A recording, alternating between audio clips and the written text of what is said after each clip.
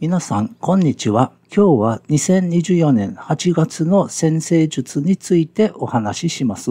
8月には国際的及び国内的なトレンドや影響がいくつかの重要な天体イベントによって左右されることになります。特に注目すべき2つの大きなイベントについて詳しく見ていきましょう。まず1つ目は、冥王星が水亀座で逆行していることです。この逆行は9月3日にヤギ座に移行し、10月12日に順行に戻るまで続きます。逆行が終わりに近づくにつれ、システムの変革に対する影響力が増大し、旧制度を維持しようとする権力者たちの動力は次第に弱まっていきます。この影響は世界中の国々で政治家や権力者たちが自らの地位を守るための最後の努力を続けることにつながります。すでにバイデン大統領の選挙戦への必死の努力が失敗に終わったのを見て取れますし、ここ日本では岸田首相の支持がほとんど得られないまま続いていることがその典型です。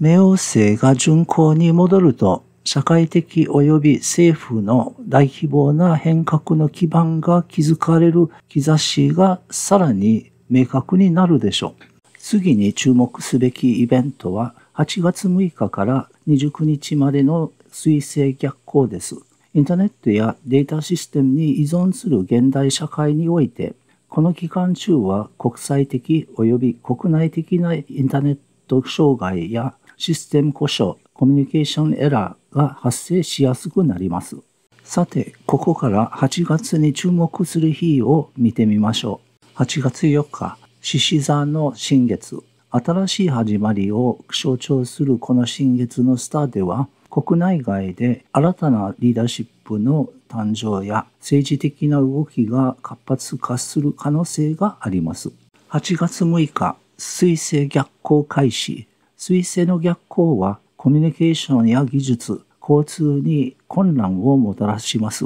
特にデジタルインフラやデータ管理に影響が出やすく、国際的な通信トラブルやシステム障害が発生する可能性があります。企業や政府はこの期間中の誤解やミスを防ぐために慎重な対応が求められます。8月15日、双子座の火星が双子座の木星とコンジャンクション。火星と木星のコンジャンクションは大胆な行動や冒険心を刺激します。この影響により政治家やリーダーが積極的に新しい政策や戦略を打ち出す可能性があります。国際的な協力や競争が一層激化し、経済的な動きが活発になるでしょう。8月17日、双子座の火星と魚座の土星がスクエア。このアスペクトは緊張と制約をもたらし、行動が制限される可能性があります。